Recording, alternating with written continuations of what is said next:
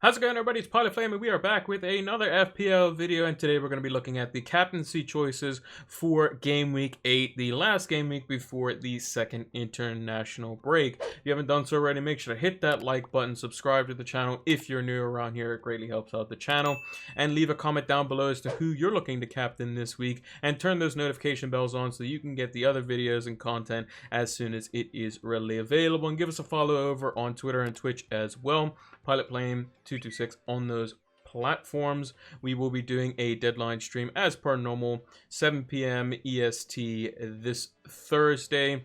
At the time of recording, that'll be 2 days from now. And then we'll be going back to the 1 hour before the normal deadline streams when they are on Saturdays. So without further ado, let's get into the video.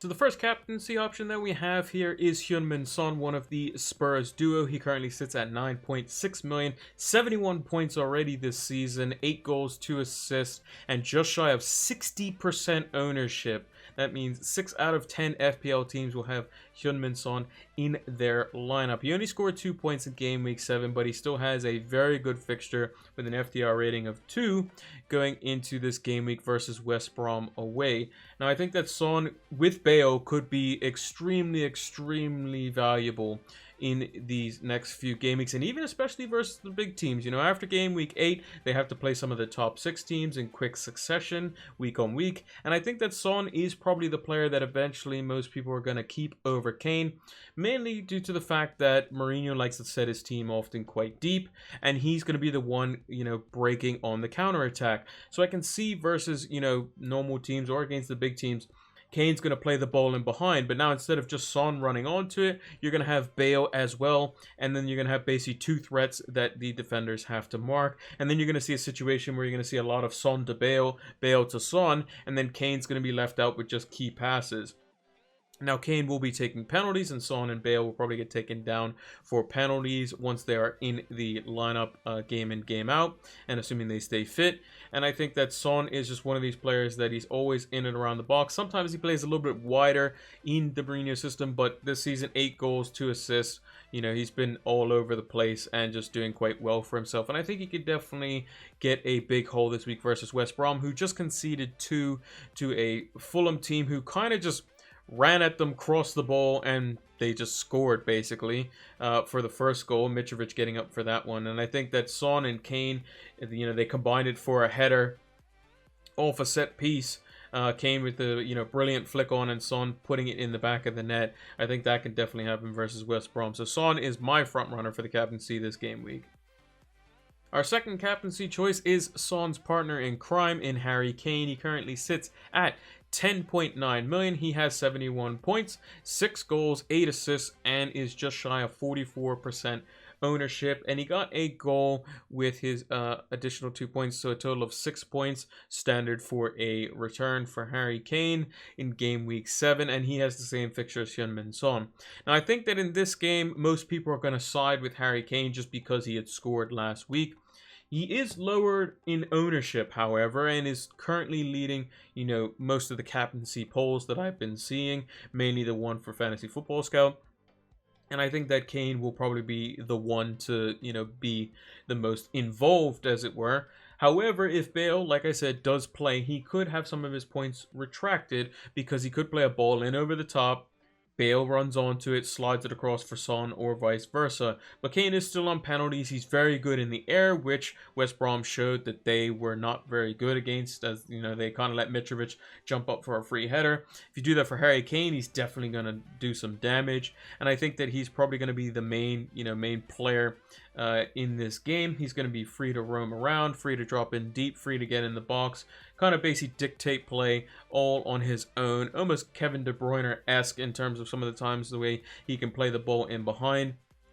And I think that if you're looking for someone who's probably going to be more consistently of a returner in terms of like 6 points here, 7 points there, 8 points here, 6 points there, rather than like 15, 15, 2, 1, 15, Kane's going to be your guy because he's going to be creating more chances than anyone else on the team. He's also going to be scoring almost as much as the likes of Son and Bale will, as they get, more and more involved with each other as a front three and more involved as the season goes on. So I think if you're looking for a more consistent captaincy choice and probably the most favored one this week, I think Harry Kane is going to be your choice for Game Week 8. Now, with the next best fixture for the Game Week 8 fixtures is Chelsea, and they have an FDR rating of 3 versus Sheffield United, and the player that I've chosen from them is Timo Werner. He currently sits at 9.3 million, having dropped 0.2 million since his original starting price of 9.5 million. He's got 36 points, 3 goals, 2 assists, 21.3% ownership, and scored 7 points last week, getting himself a bonus point after scoring in their 3-0 win versus Burnley. Now, Werner is an interesting one because he's typically, people are going to say, oh, well, for Leipzig, he didn't play as a front single lone striker. They had Poulsen, who he ran off of and was able to make plays off of him. And the way he played versus Burnley was he played off the left because Pulisic was injured in warm-up, and he was playing off the left-hand side where Abraham was kind of dropping in, linking up the play, and he was running in behind. And with Chilwell, that just seems like, a very dangerous duo to have to deal with at the moment. And they're going to be playing against Sheffield United, who defensively, and the stats show, they are very weak on their right-hand side, which is exactly Chelsea's left-hand side, where Werner and Chilwell are going to be, in and around quite often. And even if he does play through the middle, Werner typically drifts towards the left-hand side, likes to cut in and shoot, or make darting runs from left into the center part of the pitch, being in and around the box. And I just think that he could be a great asset. Me personally, I made a prediction for him at the very beginning of the season that he's going to be the Golden Boot winner. I think he's just that good of a player. He goes on very, very consistent runs in terms of scoring form. In the Bundesliga, you'll see periods where like 4 or 5 games he won't do anything, and then he'll score 8 goals in 3 games or something crazy like that. So he definitely can score in bunches, and I think versus Sheffield United, who have been weak defensively, not very good in the air either. So if you're bringing in the likes of Zuma, or players like that, you may see an aerial attacking return versus Sheffield United, and I think Chelsea could put them away quite easily, and Werner definitely can burn them this game week. Now, our fourth captaincy choice for this game week, I don't see him on very many polls, but I think it's Jamie Vardy. He was the Golden Boot winner for last season. He has 55 points, 7 goals, 2 assists, 18.7% ownership, and scored a whopping 14 points in game week 7. And he has a current price of 10 million even, which was his starting price. Now, on paper, his fixture, which is an FDR rating of 3 versus Wolves, may seem like a very daunting fixture. However, Leicester are the type of team that can exploit space. Now, Wolves have been experimenting with trying to get forward, using Podence and Neto and Jimenez and these sorts of players to be a bit more attacking and only playing 2 central midfielders, whereas Leicester have gone basically the opposite way. They've kind of packed the players in the midfield. They're going with a back 3. They're playing wing backs with Castagne, who before he was injured was playing quite often. Now they have Fofana at center back, who's quite a good youngster. James Justin, who's played his fair share of different positions across the back line, have been doing excellently. And I think with Maddison back in the team as well, he's just a fantastic creator and operator of the ball. We've seen that Harvey Barnes got in among the score sheet as well. Those two are just with immense pace could cause problems for the Wolves backline. Vardy's movement is something that is not to be underestimated. He is a very good poacher of the ball. So if it is Leicester in possession, you can see the likes of James Maddison and Yuri Tillemans and these sorts of players kind of pick them apart. And I think that Vardy could be quite involved in that regard. And also their new signing, Under, I think that's how you pronounce his name, has been quite good as well. So you may see him get a start. And he's come on and looked fantastic. 2 assists straight to Jamie Vardy on his 2 substitute appearances that he's last had. And I would say that wouldn't put it past, Leicester getting a penalty in this game. It might be a lowish scoring game, but I think if there's going to be someone who's going to potentially score in that, I think Jamie Vardy is definitely a bet for this game week.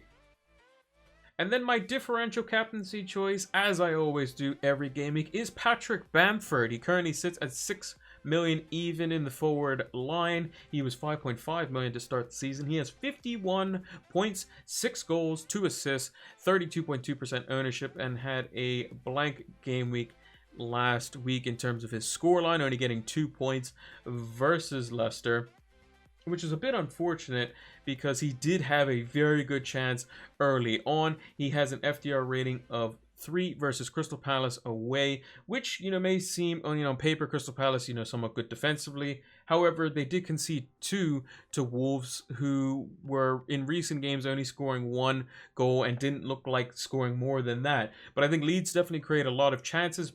Patrick Bamford himself has scored 5 out of his 6 goals away from home, especially the fantastic hat-trick that he had away to Aston Villa. And I think Leeds will definitely create chances for him. It's just a matter of can they put them away. I think he's definitely going to be probably one of the best buys of the season. I'm kind of kicking myself that I didn't keep him in my team from my original starting team. He was one of the first players I actually put in at the start and then got rid of him because I thought, I looked at the, kind of how the Leeds played, and I was like, yeah, everything kind of goes through him, but will he do it in the Premier League? He's got a lot of big chances, but misses quite a lot. But he's been putting those away, and his stats have also shown that he gets the most big chances out of any forward in FPL. So I think he could definitely be a fantastic captaincy choice this week. Another away fixture, another potential return for Patrick Bamford, who is coming off a blank, so the likelihood of him scoring is probably quite high. So I can expect Patrick Bamford to be quite active versus the Crystal Palace defense and potentially getting a return for those that captain him this game week. And that's going to do it for this game week edition of the best captaincy picks for game week 8. If you haven't done so already, make sure to like that video, make sure to subscribe to the channel if you are new, and turn those notification bells on so that you can get all the other videos and content as soon as they are readily available. And like I said, leave a comment down below as to which captaincy choice you're going to be looking at for this game week. And give us a follow over on Twitter and Twitch. It's PilotFlame226 on those platforms. If there's any updates to lineups or video announcements or anything like that, it will be posted over on Twitter. And Twitch is where we stream the deadline and preview streams for the time being. 7 p.m. EST is when we will be doing our next stream, and that is going to be for our deadline stream. I have to do it the day before because I won't be home in time for the to be an hour and a half before the start of the first game for Game Week 8, because it happens to be on a Friday and I'm still working at that point. But once it comes back to Game Week 9, we'll have everything back to normal, doing it the normal time, the hour before the deadline on the Saturday mornings. Thanks for watching, and until the next one, take care.